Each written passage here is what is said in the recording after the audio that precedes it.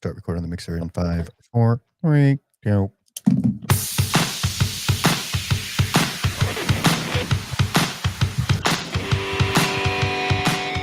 Hey, and welcome to the Drive Your Line podcast. This is where we talk about everything karting, all aspects, chassis, engines, manufacturers, rules, races, series, and so much more. Be sure to come back and listen.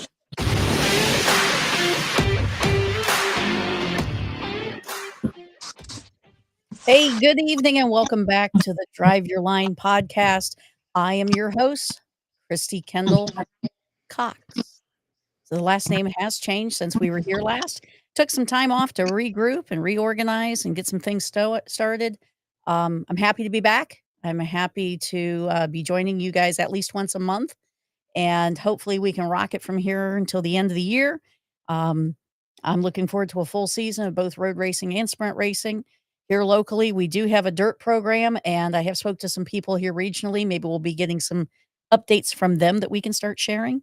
Other than that, we're not going to waste any time in getting into the meat and potatoes. We can here until the end I have some podcast notes here. I reach out to several organizations and ask them for information. AKRA was obviously hot on the press, and they gave me a little bit of information to release. AKRA has added to their regular road race program a regional series. This is addition to their already stout road race schedule.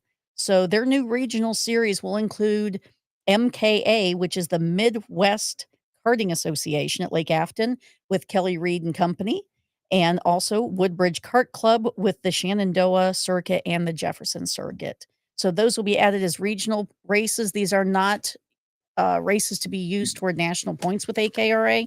That program is still going to consist of their up to five now, and that will be NC Car, Mid-Ohio, Nelson's Ledges, Summit Point, and Pitt for the rest of this season.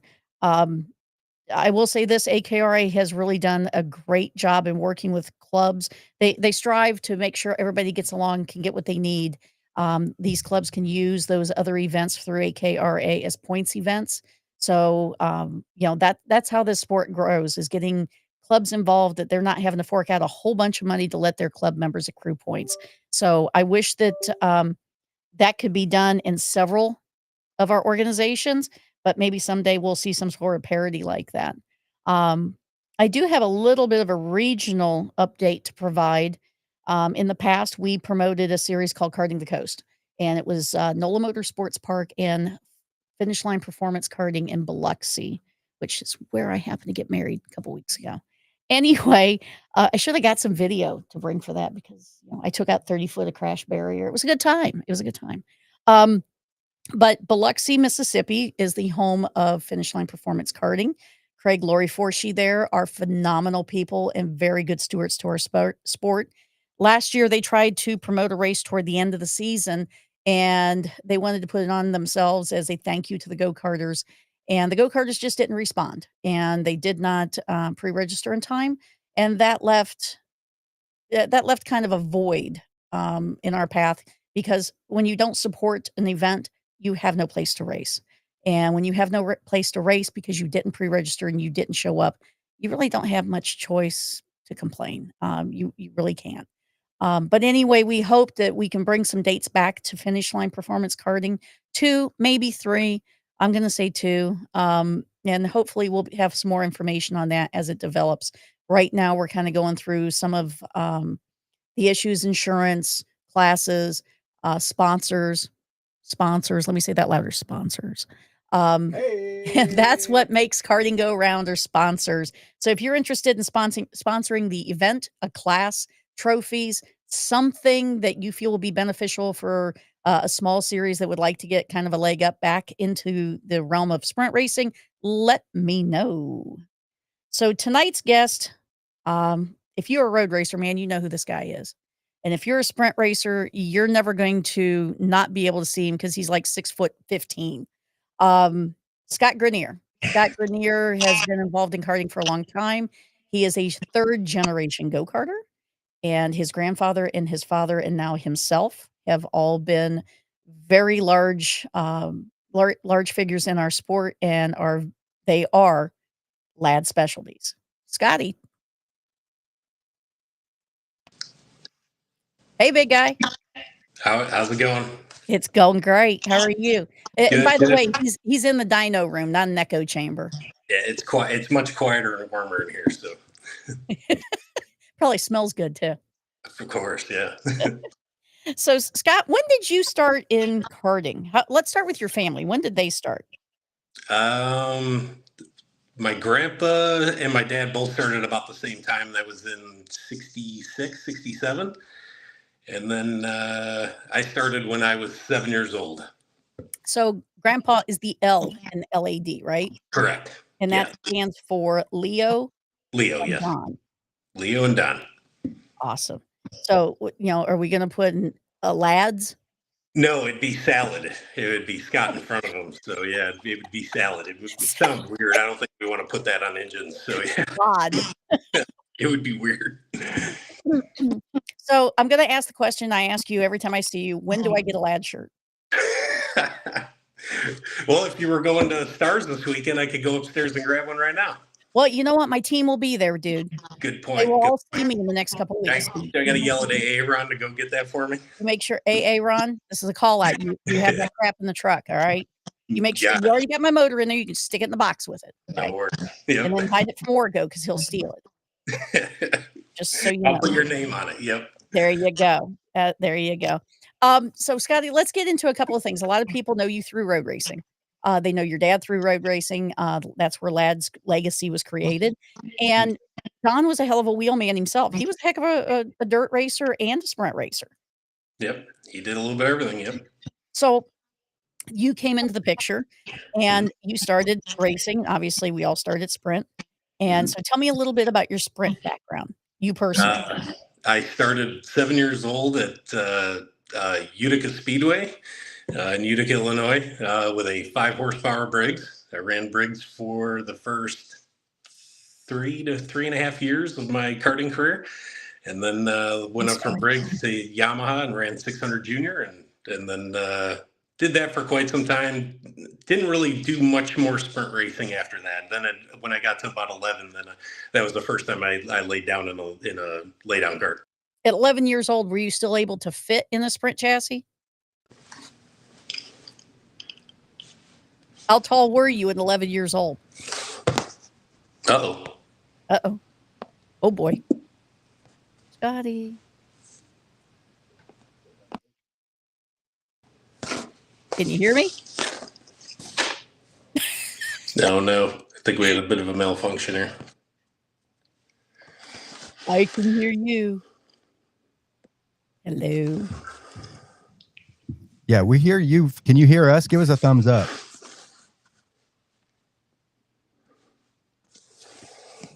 Text him to take off Bluetooth or turn off his Bluetooth.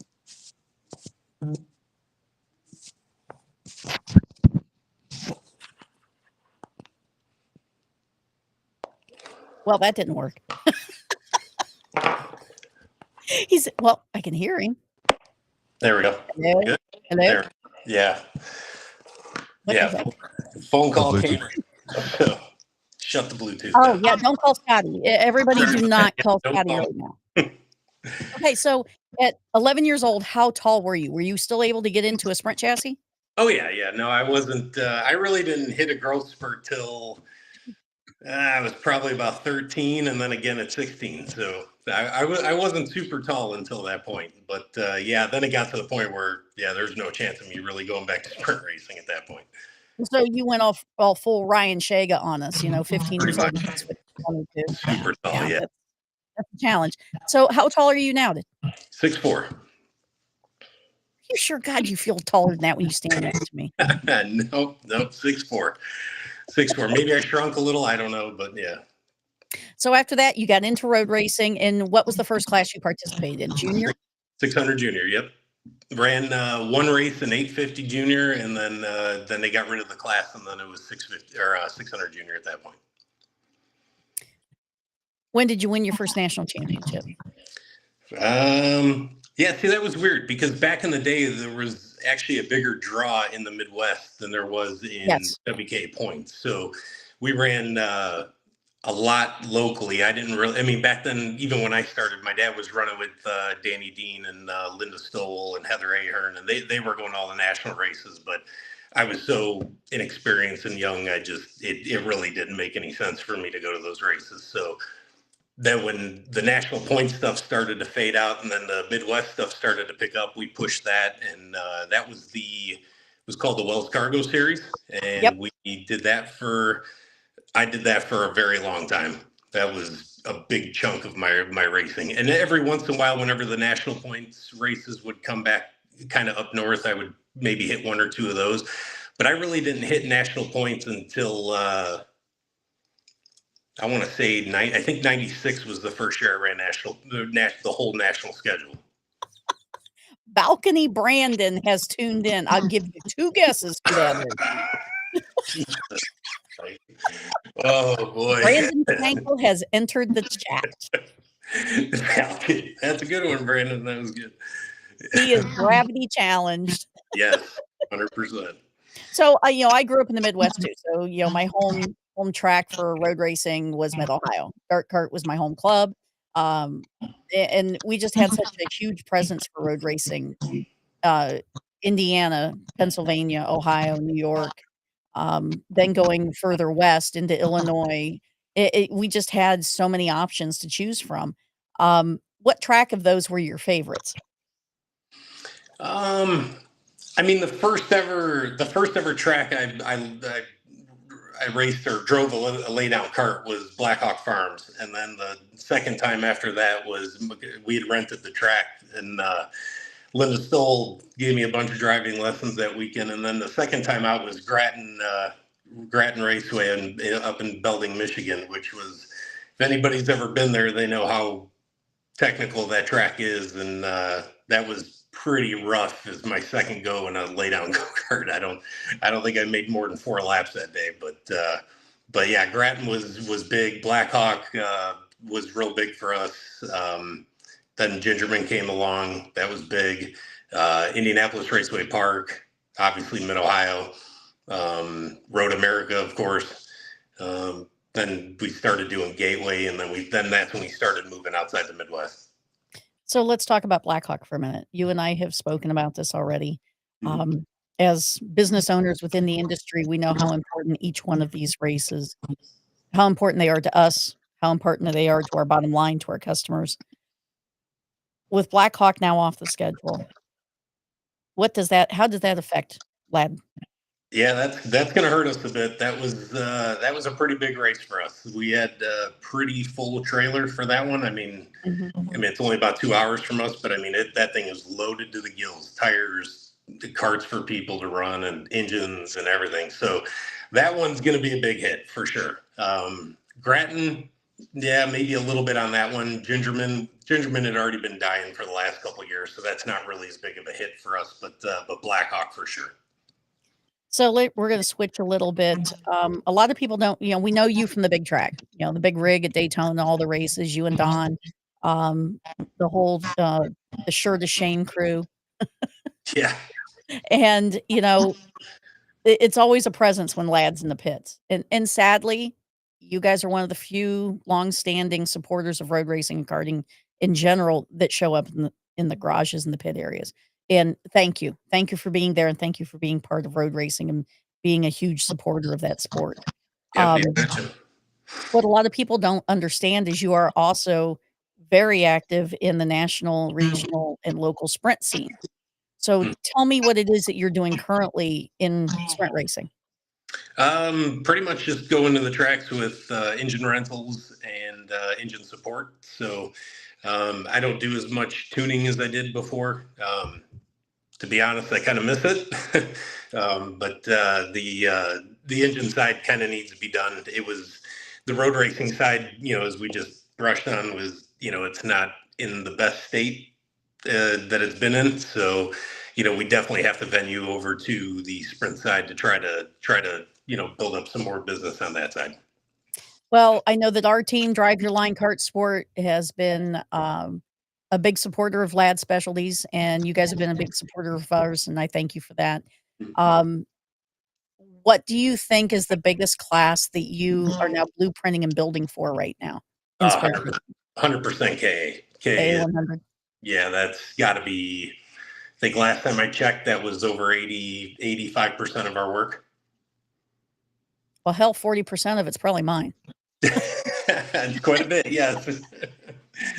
The KA entries, do you see anybody wanting to swap over? Because I know some of our people have gone from the sprint racing side and taken their CIK karts to the big tracks and have road raced with them. Are you seeing any more people that are, continuing or thinking about making that switch over? Have you talked to anybody they're looking to put KAs on laydowns? A little bit here and there, not as much. I mean, the sprint side now it's just so competitive, and it's quite expensive. So a lot of people don't have that extra money to do both. I mean, it is nice to see some of the people that go to sprint races. Like we see a lot of like the club guys that'll race at like Newcastle or Pittsburgh or Lansing, Michigan, where we they'll send us our engines and then they'll go road racing because they physically just can't afford to go to a big sprint race. So I know for us, and this is what we had discussed with our team, is that they can go road racing with the same package that they went to Stars. Yep. That they went to the local club. They went to Karting the Coast. Same package. We do make it possible with the Compkarts that they can change 4 bolts in the brakes, wire everything. They're legal. We check all of the safety clips, the 5 mil clips. We make sure that everybody's safety wired, and they go push through tech, and we go racing. The nice thing about road racing is you're not having to buy a spec tire. You don't have to pay for pit space usually, unless you get a garage. The expenses are a bit less, I think, in road racing, and you're not tearing up 3 sets of tires. I mean, shoot, we ran Daytona 2 years in a row in the same set of tires. And Derek won on a set that was mismatched from sprint racing. So from that standpoint, much cheaper for sure. Oh my gosh, it's incredible. I really wish that people would seriously consider making that jump from some form of CIK racing, find a class you can get into road racing, go to the big track and go have fun. It's so much more laid back.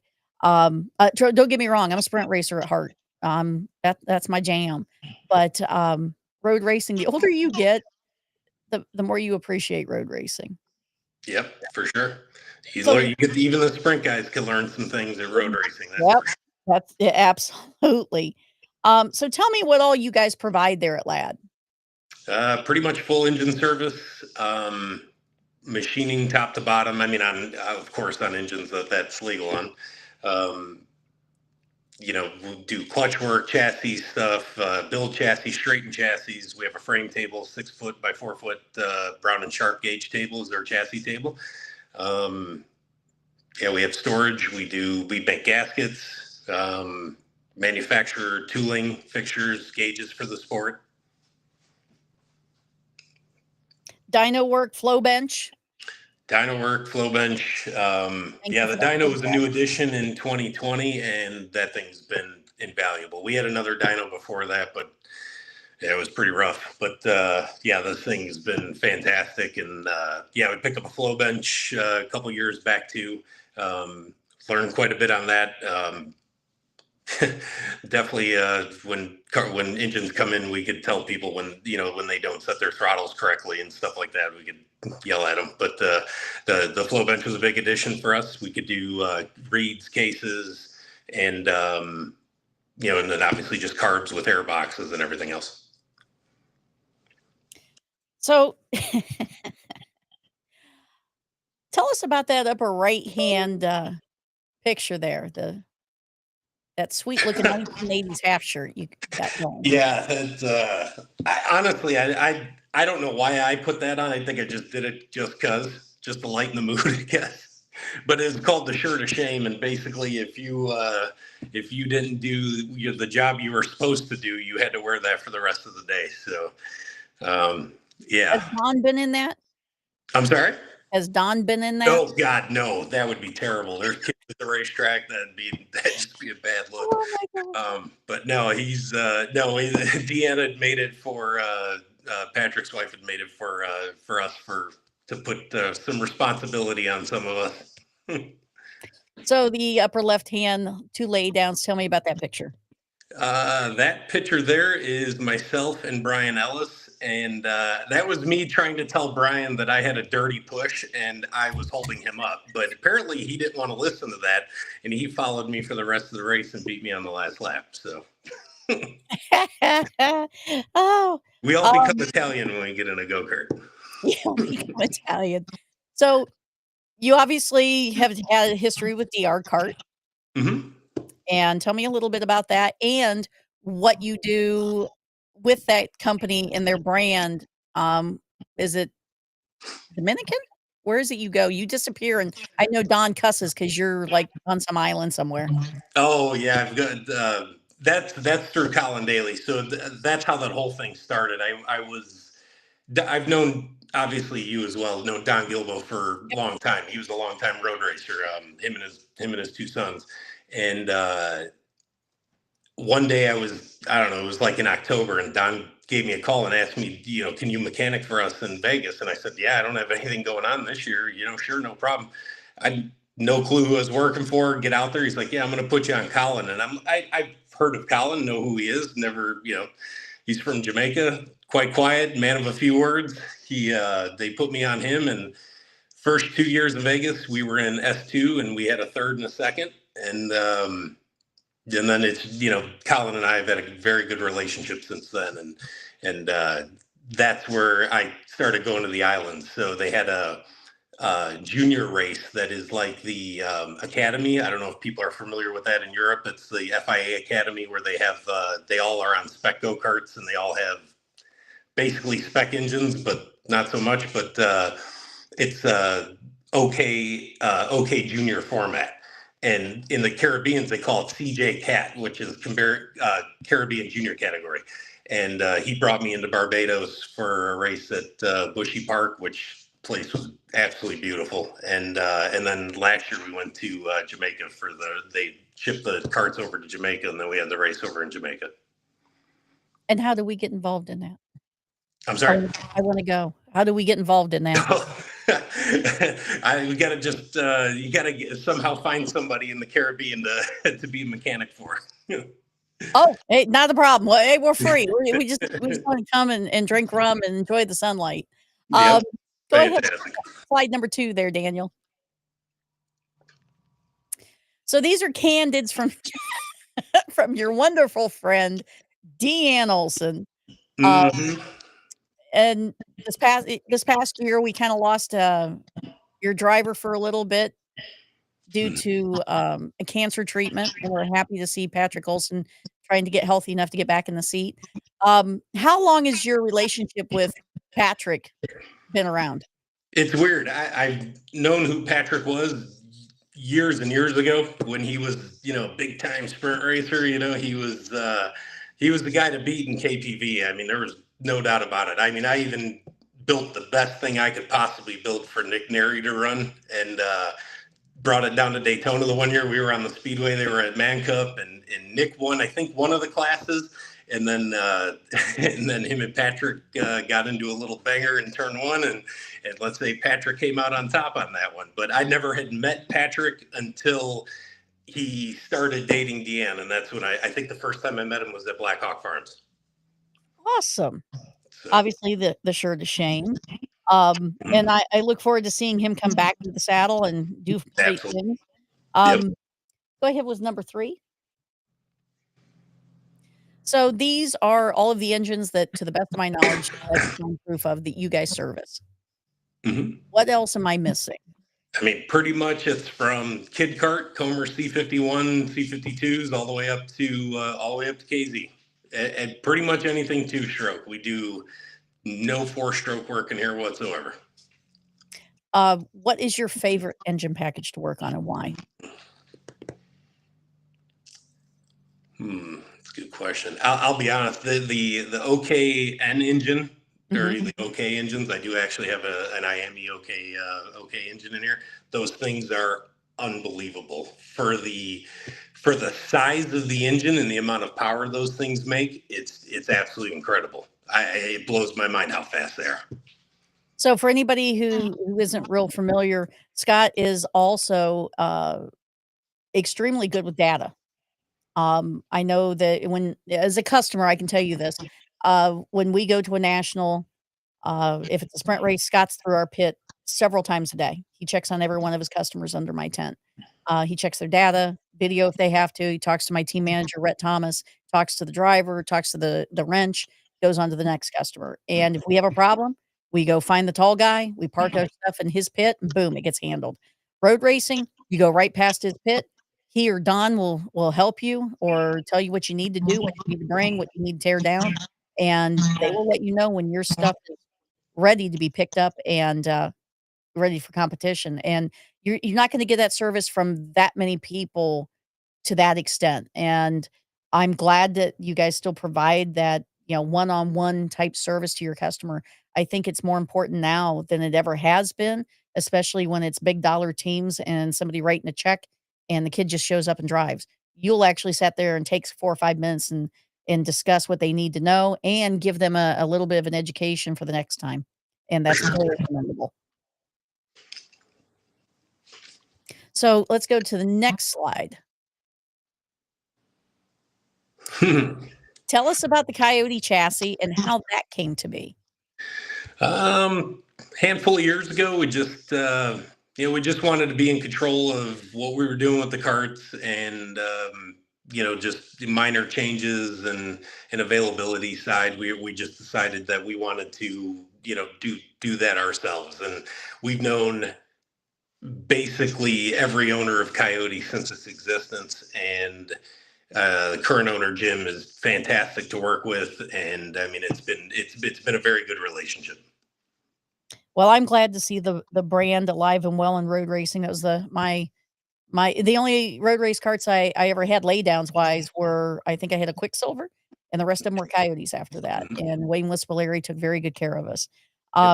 So you obviously have chassis available, both single, and we talk about twins here in the past. Yep. Are you looking to expand on that product line? Are you looking to get more of them out there? A lot of people in road racing don't even understand or know where they can buy a new chassis. As you know, you walk down through the grid, half of those chassis are over 30 years old. Yeah, for sure.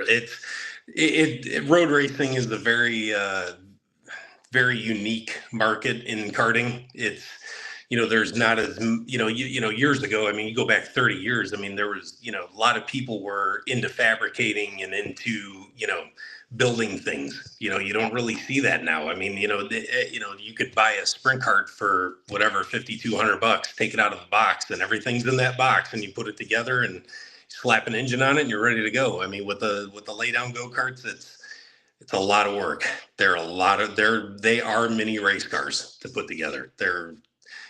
Sprint cart is, also it's pretty unique in itself, but much easier to work on. But, there's really no fabricating that needs to be done short of, drilling the seat. And that's basically the extent of everything. But, with the road racing cart, I mean, everything's custom. I mean, yeah, sure, you can buy the steering wheel and the pedals and, the axle. And then pretty much from there, everything else is custom made. So it's an extensive amount of work that goes into building one of those carts.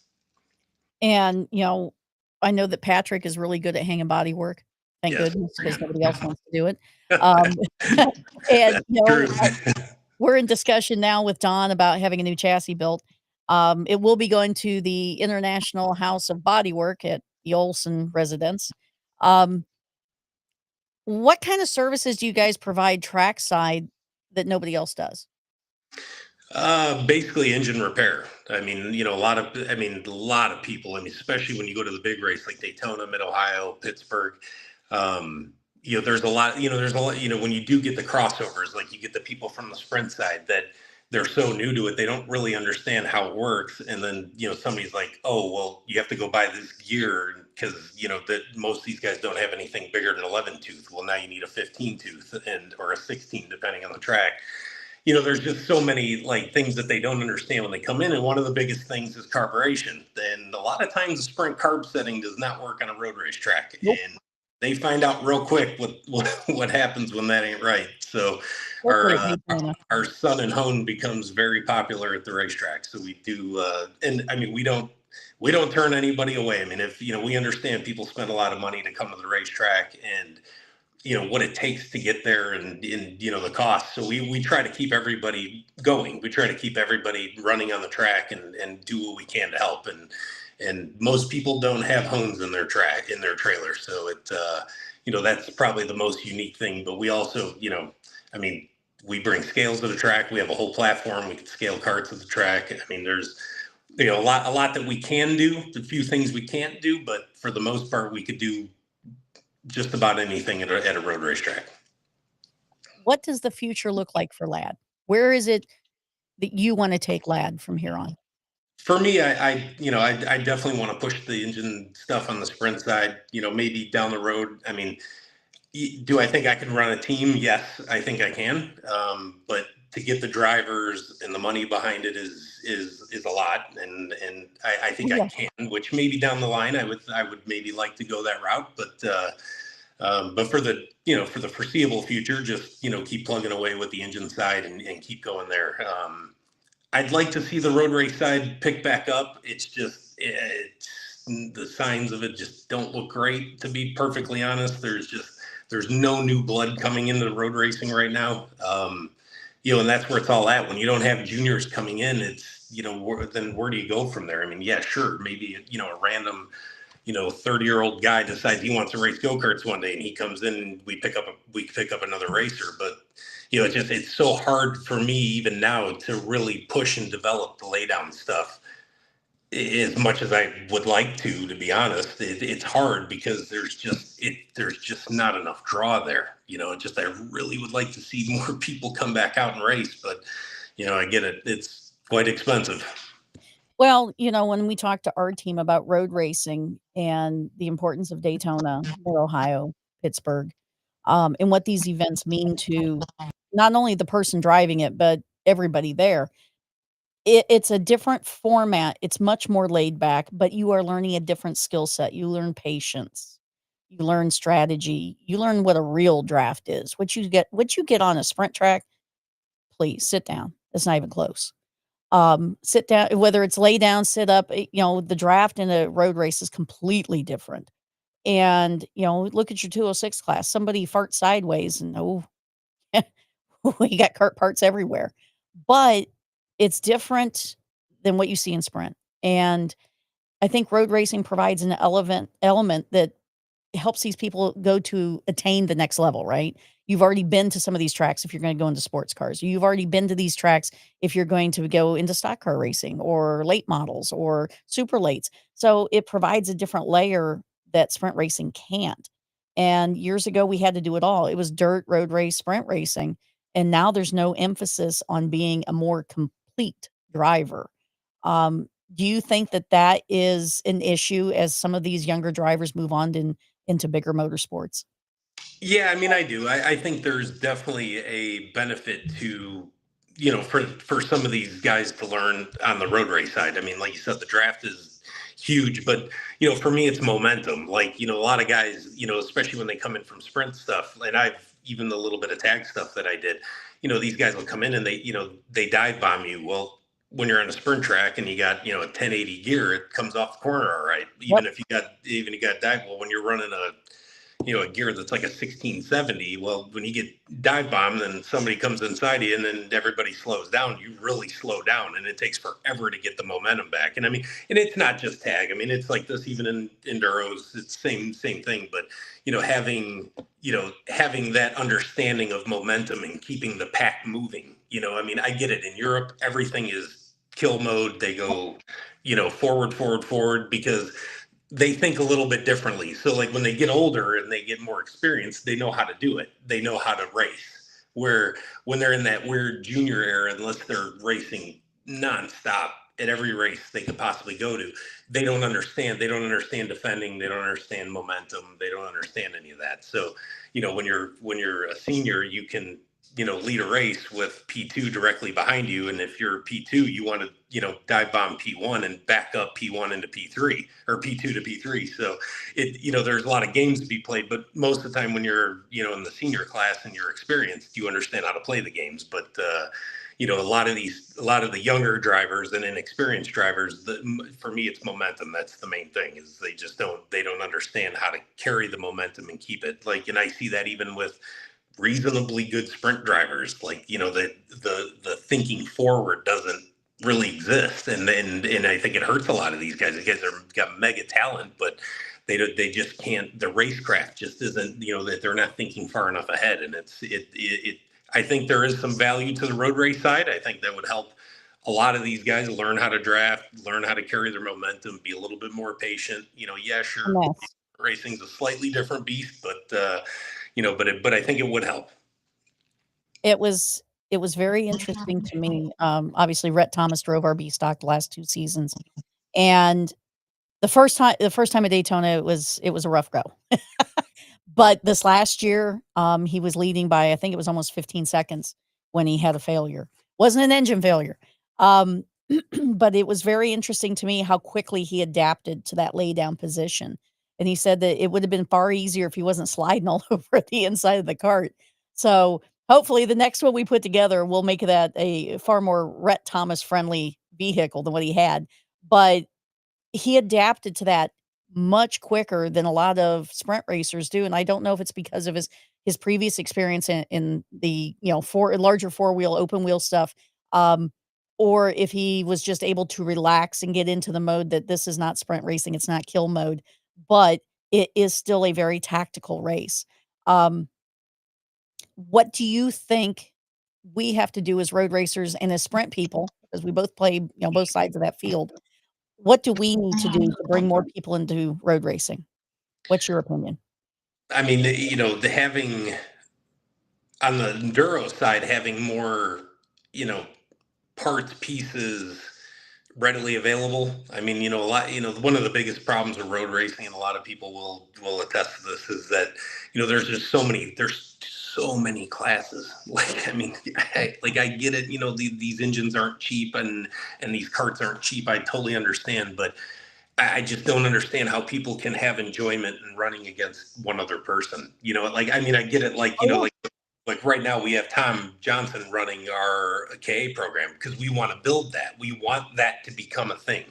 It should, because, yes, the enduros are still out around, they're still available, but having an engine package that is more current than what we were running before. I mean, all the other laydown classes, I mean, you have no other engines that are being manufactured really anymore. I mean, you can't buy most of these engines. So, I think trying to push this will help. So I think that'll help build, maybe some of it back up, but it's kind of in a weird spot right now because Yamaha stuff is dying. It's not very available. And then, the sport's not doing great because the economy isn't great. So, asking somebody to spend $3,500 on a KA is asking a lot. So it's just in a weird spot right now. But I think, when it starts to get a little bit more settled with the engines, and I think you'll see, a lot of the road racing CIK guys, people, they're mostly club people. You don't really see national level sprint people come over to the road race side. So I think you just see people that, for instance, race at, the East Lansing, or they race at, a sprint track, one of the sprint tracks in Ohio, and they see, oh, we could race mid-Ohio, we could race karts, and then they show up, and now you get a guy that club races and he road races. So for me, the whole core thing to making everything in the sport better is the club racing. The club racing has to pick up. Club racing, everywhere I look, except at like a handful of tracks, it is almost non-existent. And for me, that's what's killing the whole sport. That's not just singling out road racing or anything else. When you lose the club level, you lose, now then you have a small core of people that go to national races, and those people are very, very wealthy usually, and they only go to national races. You don't see those people run club races. Now, like on the sprint side, they will, because they'll go to like the local race at Newcastle the weekend before the national. And, so now all of a sudden their club races look fantastic. But when you look at a club race there, when there's no event there, it's not great, and to me, that's the whole thing. Club level has to come up. But the problem with it now is the sport is just so expensive, and the transfer to road racing doesn't, there's no real like awe to, to coming to race a laydown now. So, people don't really understand what laydowns are until they even show up to a racetrack and actually see one circulate. Like, I mean, I have had people that race in under my tent at a road race before, and they're literally like, "You're crazy. Like, I don't know how you do this." So it's, I mean, they're intrigued by it, and some people want to try it, but it's, from the enduro side, I mean, even then, like I said, it all stems back to club racing. When we go, we do a lot of car shows. So we do a lot of car shows. We do a lot of high exposure points, both with our team and our shop. And when we go, we've got the 5 big obnoxious drive your line tents and the whole circus, right? The first card I roll out there is Allen's B stock. And I will have people walk past every frigging cart in my tent and stop. I call her the hooker. I pimp that thing out on the corner of our display, and she draws them in like, like moths to a flame. It's just it's amazing. Um, and people will look at that and they're like, "Oh, this is crazy." And then you tell them how fast it is, and they really blow their cookies. Um, the problem is they don't understand that that is the rawest form of road racing that you will ever experience. Nobody can race tracks like Daytona, Mid Ohio, Pittsburgh, um, all the tracks out in the Midwest. You can't race those kind of tracks in anything for less money. You cannot go 150 mile an hour for under what, 50, 60, $70,000 for a rental, but you can in a go-kart, you can own it. And that's what people don't understand. We've been doing this for generations. This isn't anything new, but we seem to be the worst or the best kept secret in all of motorsports. Yep. It's absolutely astounding. To get back to your point about the clubs, I've been saying this for years. If you lose your club base, you have nobody in 10 years to race at the upper level. They'll be gone. They'll be aged out, they'll be tapped out, they will have moved on, or they'll be broke. And you have no clubs for them to go back to, and have no clubs to get talent from. So that's the next discussion our industry really needs to sit down and have a discussion about, is how are we cultivating clubs? How are we supporting the ones that we have? How are we bringing them up into the here and now when it comes to marketing and PR and attracting new customers? And you can't just go on social media and post stuff because you're only posting back to your own market base. What are we doing to get outside of our market base to bring new people into the sport, and how quickly can we do it? Because we're losing people at a very, very alarming rate in road racing. Yep. It's it's not looking great. And I mean, I saw some of the questions pop up, but yeah, it's I mean, like I said, the biggest problem is cost. I mean, the cost of traveling, the hotels, the food, the equipment. I mean, the engine rebuilds, clutch rebuilds, like, it's quite significant. And, like when you look at club racing, and that's, I saw one of the questions. I mean, for me, the club racing is like, your local track, or your local road race club. Like if it's big track stuff, like, we used to have, River Valley Kart Club. They ran Blackhawk. I mean, that's, that was club for road racing. And then, the sprint side, like in Norway, like you'd have Midwest Sprint Series, or you'd have just a local at the just a normal local race at the racetrack. And when you see those numbers dwindle, it's very hard to bring in new people when, they come to the track, and sure, maybe a guy could afford a shifter cart or a tag cart, but he doesn't want to go racing. He doesn't want to race. He just wants to go to track and drive around.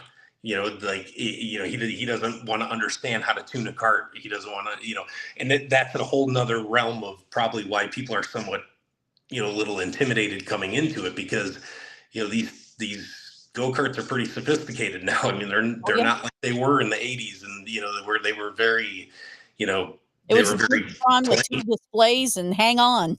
Yeah, you had no adjustability, and the tires were harder than woodpecker lips. So you literally just backed the thing into the corner and you slid it around the racetrack, and the brakes to set it up and hammer it. Now the tires are so grippy, the carts are so sophisticated that, I mean, you have to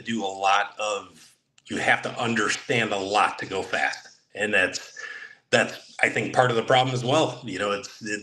Sure, there's books and there's things you could watch online, but until you actually drive it and feel it, you have no idea. Brandon Shankle, we've all tried to get friends and family into the sport, and they have wanted to try it. They would have done it years ago or decades ago. Well, that's part of the problem right there. We've got people, I mean, shoot, I'll be 57 here in a week and a half. Granted, I don't drive anymore, and I attested to that here 2 weeks ago at our wedding when I took out the barrier. But anyway, um, we're not bringing kids back into the sport, and I was very honored when the kids in my team showed an interest, and friends of ours brought their kids and showed an interest to show up at some of the races. And they're like, "This is something that we just never knew existed." Um, the downside for us is many of them are not returning because they were treated poorly by their sanctioning body, for one, and for two, they were competing against themselves. We'd have 5 or 6 on the grid, and that was it, and this we're talking KACIK, and that honestly, that's bullshit. We got a lot of KAs out there in this country. Why are we not getting more of them to road racing? Do we have to go and make a campaign to go to local sprint track and entice these people to come? Or is there a marketing campaign that we need to start building? I mean, tell me. And everybody, you guys all have on the side of the screen here, I can read all your comments. I'm interested to hear what anyone else has to say about getting people involved in the sport and how do we introduce them into road racing? What's your opinions? Brandon Shankle, I've heard yours. Hager, what's your idea? We have just about 0 junior drivers in road racing on the West Coast. Not good. There you go. Yep. So that's the challenge between this podcast and the next one that I will have the first week of May. I want to hear everybody's ideas and plans for how do we introduce new people into road racing, especially kids, juniors. I know that we didn't have much of a cadet following, and several organizations have eliminated that class. I don't know if I agree with that. I don't know if I disagree with it. Track time is expensive, and we do have way too many classes. We got a ton of classes that I walk down through the grid, and there's 4, 5, 6. Hell, B stock is one of them. The only reason why it's even surviving anywhere is because a handful of people have carts, and Robbie Harper's the race director, and he makes sure that his children get handled when they're at the track. I get it. But the problem is they're taking up track time. They're taking up track time. And when you only have 1 or 2 people on the grid, you have to start thinking as a sanctioning body and an organization, the needs of the many outweigh the needs of the few. And no, we don't want to make people mad and make them go away, but what do we have to do to entice them to be part of the numbers and not part of the few? That's the next layer in the parfait that we have to ingest. What do you think, Scotty, would be the best way? And we kind of touched on this earlier, but what do you think is the best way marketing-wise to approach new people? I think that's the $1 million question, really. I think having people come out and experience it, like at least, I mean, when you look at a lot of our races, I mean, they're closed events, and most people don't even know that they really exist unless they could see a schedule on the track schedule, what's going on. Whereas, like, for instance, you look at the SCUSA Supernats. I mean, you could, I mean, they'll have 3, 4, 5,000 people standing there just watching races, which, I mean, it's, that makes a big difference. I mean, and that's in the middle of the desert. I mean, you're drawing people from the casinos to come watch pretty much. But I mean, there's more, show with like the SCUSA, like with the Supernats and stuff like that, where, I mean, even for me being in the sport as long as I've been in, I've worked that race numerous times. I mean, it's still one of the coolest races I've ever been to in my life. I mean, it's super cool. But now when you look at it from the racer side, which, talking to, Gilbo, paying Collins entries and stuff like that, it is unbelievably expensive. I can't believe how much that entry fee costs. But I mean, but it's a big race. You can charge whatever you want as long as people show up. But where we're at, we want people to show up. I mean, so we're if you got to hand it out for people to come watch races, that's what you got to do. Chris Hager, locally, we have offered a buddy drive at the end of the day that allows, where'd he go? There he is. Okay, that allows and cheap entry, usually only 1 session, bring a friend and let them rip. That's a great idea. The only problem is a lot of people are afraid to do that due to liability. Right. Laydowns look pretty sexy even to a kid. Once we lose drivers at the junior and senior class, it's over, and that's our fear. Now, based off of what we've learned, get drivers from indoor karting. Yeah, that's you know what? So let's talk about a quick segment here. That's a good one, Billy. I saw that. Yep. That's pretty Thanks good. a while, Bill. So indoor karting and even let's just say rentals, because we have a lot of rentals here in the South that are outdoor. Um, One, you do have a problem with crossing over because the kid is obviously involved in sim racing, topic number 1. Topic number 2, rental or league racing, because they don't have to buy any equipment. They don't have to get a truck, a trailer, they don't have to work on anything. But you have very inconsistent equipment when you go to the rental track. That's how I got started. My parents were using their paycheck for me to go sit on their lap and go around do, some laps at South Florida Cartway or at Michelle's. The next thing you know, we're running go-karts and going to the track. But how do we bring those kids or attract them from the rental league system and the sim rig system into go-karting, into real hands-on steering wheels style of karting? Because here's the other element. Those kids that do engage and get involved also become engineers and pilots and become other people in society that we also need that are not fulfilling those particular roles at an alarming rate. There's very few people wanting to go work on cars right now. There's even fewer people that wanna become engineers. Um, the problem is these kids are sitting behind a computer for a very large majority of their life. They have no idea what it's like to have hard work, and they have no idea what it's like to have a wrench in their hand, and that is something that we need to change. Yep. Yeah, I had a customer who actually was Don's customer at DRT that his name was Zach Slater. Son's name was Evan Slater. I worked with him for about a year and a half. Great father-son combo. I mean, they were good, really good people.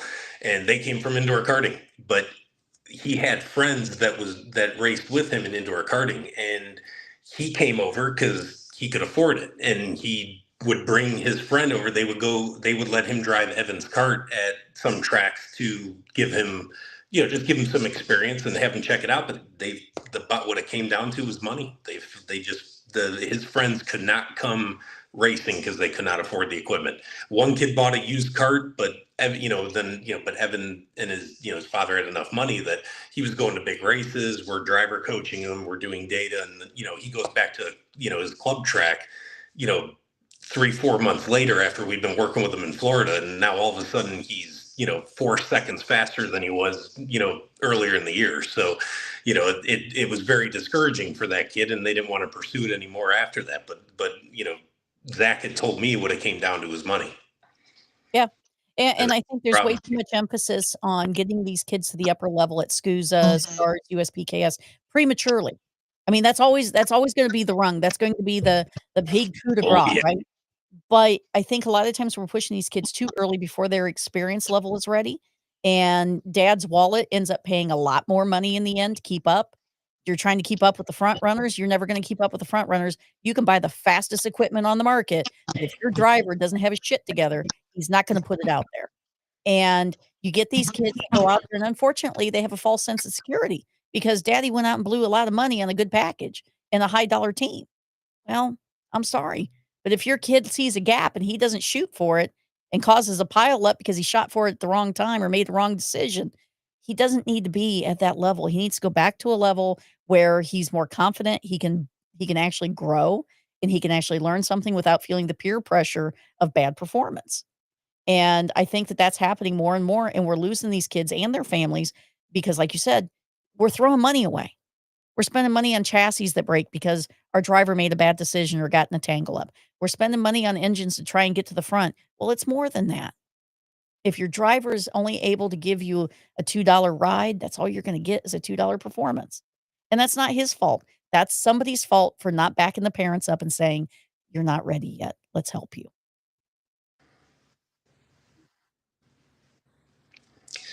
Yeah, I feel they're pushing kids too early now into cars. I personally don't feel in a lot of situations that they're not ready. Maybe a few here and there, sure, but for me, you need to run one full season as a senior in single Yep. speed, and you need to run and while you're running that season, start practicing a shifter kart, run one full season in a shifter kart, get your race car, and race the go-kart, the shifter kart at the same time for training. To me, that's the best route that anybody can go. But I have also seen, people come pretty much right out of juniors and put them right in an open wheel, wing car or Formula Ford or, something like that, where some kids can adapt quite quick and they can do quite well, but I'm telling you, they would be so much better off if they actually progressed a little bit more before they actually sat foot in a race car. We got one of our team drivers he's 15. He's going to test a non-wing sprint car here in a couple weeks. And we're looking forward to that. It's a test. It's not mom and dad are buying the car and they're going on the road and they're going to go do all these sprint races. No, that's not what's happening. He's going for a test, an education, so he can get a feel, and he might scare the living daylights out of himself. He may get, completely thrilled and the hair stand up on the back of his neck. Can't wait to do it again. But it's baby steps, not we're gonna go out and go late model racing. We're not gonna go and get into the world of outlaws. I mean, come on, don't be ridiculous and make stupid decisions because your ego gets in the way. Make good, sound decisions for your driver's growth and well-being, including his psychology. Yeah. And if he doesn't have the right frame of mind, he becomes dangerous and it's non-productive and it's stressful and it's expensive. Yeah, and they're still young. I mean, and that's the problem is, the experience and especially at that age when, they're putting kids in at 14, from 14 to 16, I can tell you right now, my two daughters, that's a huge difference in the way they carry themselves, their attitudes. A lot changes in that small period of time. And, to have a kid that goes in, to F4 at 14 years old, Yeah.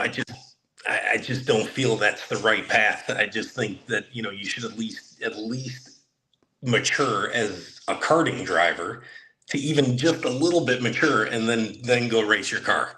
I mean, I raced the Formula Continental, which was F2000 and SCCA. And I had very little sprint experience and a ton of road races. So I knew the tracks. But if I could, knowing what I know now, if I would have went back and did this all over again, I would have forced myself to race sprint shifter karts for a year before I would have set foot in that race car. That would have been invaluable. So that brings up another topic. Back in, I'm going to say mid-90s, the ADCC shifter was hot. And for some reason, that segment's gone. We no longer bring kids in the junior level into shifter. And there was somebody in Texas that had a shifter that wanted to bring kids back into the shifter realm at the ADCC level. I can't remember who that was. I don't remember if it was Hubs or one of those guys out there, but anyway, it's a genius idea. Mike Geeson was all over it. He's like, yeah, we got to get these kids back in shifters. I mean, you don't have to throw them out there in a 125 right off the bat, but my goodness, bringing that ADCC segment in was so popular because it gave them a stepping stone. The water cooled tags were not a thing really at the time. They were kind of new. So it took them out of that Yamaha, even Formula A, Super A, air cooled stuff, put them into a shifter with a different torque band. And now you're banging a gearbox. Now you have to coordinate hands and feet and thought process, breaking points, downshift, upshift, and you have to do it with all your friends around you. So now it brings a different element, and I think that that's being overlooked way too early in careers. And we're going to take him to a driving school, and they're going to pass, ABC Racing Academy, and they get this little certificate and says that they're a formula driver or they're a sports car driver or whatever their realm is, and they go forward. Did they really learn anything? Because you're not going to learn it in 3 or 4 days. I mean, Christ, Bob Bondurant had a course that was 6 weeks long for a reason. And what do you think about bringing lower level shifters back into the juniors?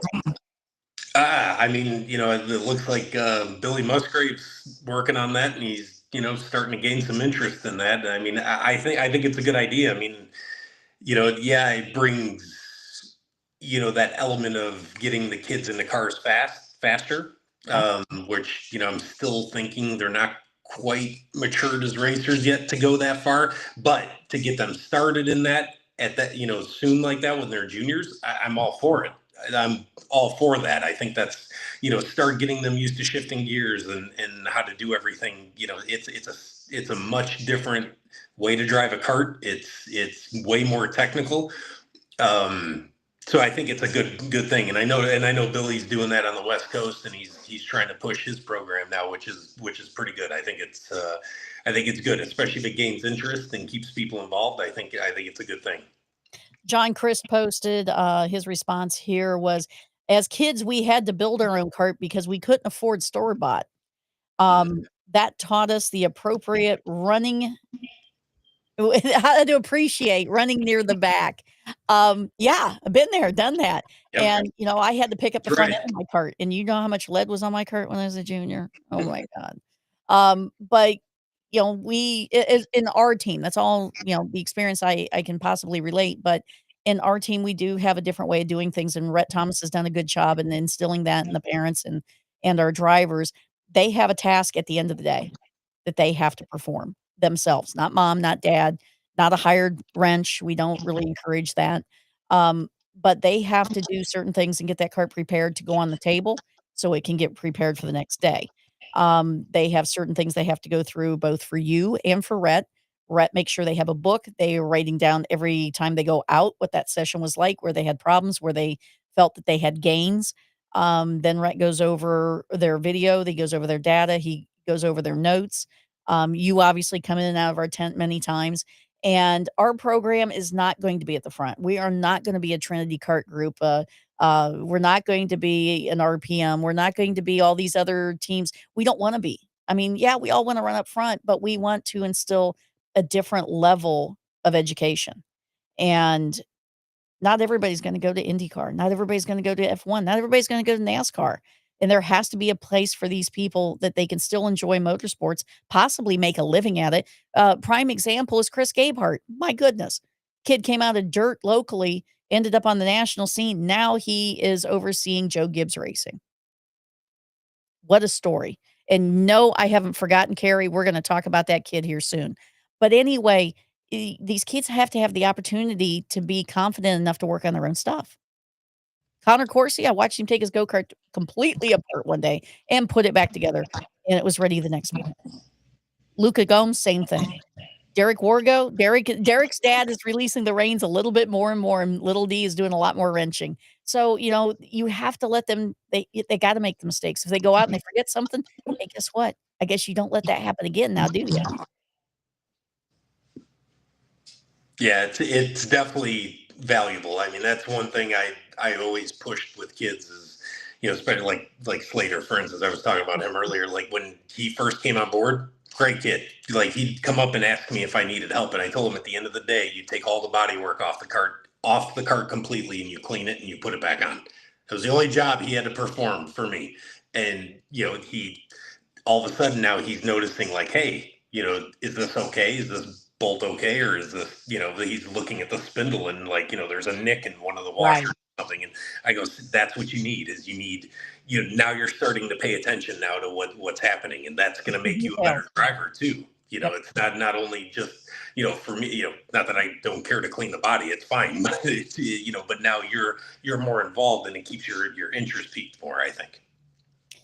Well, Scott, I have appreciated your time, your knowledge, your experience. It's always a good time when I get a chance to talk to you. I hope everybody else has enjoyed this show. Next podcast, we are going to have Brandon Fry. The Fry guy is going to join us. If you don't know who Brandon Fry is, I will have a bio together by the end of the week. And his story is truly impressive. I have watched his dad go through karting and motorsports. Scotty, I know you know the Frys. Yeah. And Brandon's doing amazing things. He currently works for Penske Porsche and through IMSA. And prior to that, he was very active in IndyCar with various teams. And he will be our next guest. If you guys have any guest ideas that you want to bring new people into our fold that we can introduce to you, for different segments, products, or even other kart shops and teams, please drop me a line. You can drop it here in that little segment on the side of the chat window there, or you can always send them to me by email at Christy, Christy, at driveyourline.com. Go ahead with the sponsors there, Daniel. Scotty Too Hottie, I appreciate your time. Thank you, buddy. No problem. Thank you for having me. Love our sponsors. Doorstep Peppers. If you guys haven't seen or used any of their spice blends, they are amazing. I just used them on hamburgers the other night and they were bueno. Love Doorstep Peppers. They support racers, they support racing, and they would love your support as a customer. AKRA, obviously the hottest ticket in town when it comes to road racing and dirt racing. They have worked hand in hand with NKA to come up with a comprehensive program for dirt racers nationwide. Mach 5 fiberglass, Mark Pardue, he is making things, everything from your vintage stuff in various different forms. And he's making seats as well as road race bodywork, both for the road race sprint chassis and for road race laydowns. Trailer alarms, Lyle Clark is just amazing. I just sold a unit to another racer in Virginia. I'm not going to say who it is. It's not anybody's business who's got an alarm and who doesn't. But I cannot there's just not enough great things out there that I can say about trailer alarms and what they've done for peace of mind for us, that I know that my trailer's there where we parked it. And if it's not, it's locked up out front because somebody stole it and they didn't turn the alarm off. Ask me how I know. But yeah, the trailer alarms are amazing. Tillotson Racing, I forgot to put them on this one, but this is an old slide, but that was my fault. And Tillotson Racing, they obviously have the T4 225 Tillotson program. They also have a 196 engine, incredible power plants, and they are the only four-cycle manufacturer in karting who actually provide a ticket to the Nations Cup, international competition, and world championship in various locations throughout the world. I'm not sure where they're at this year. It might be Ireland, or they might be going back to Spain. I'll try and get more information on that before our next show. And guys, I will see you with Brandon Fry here in a couple weeks. Talk to you soon. And thank you for joining us.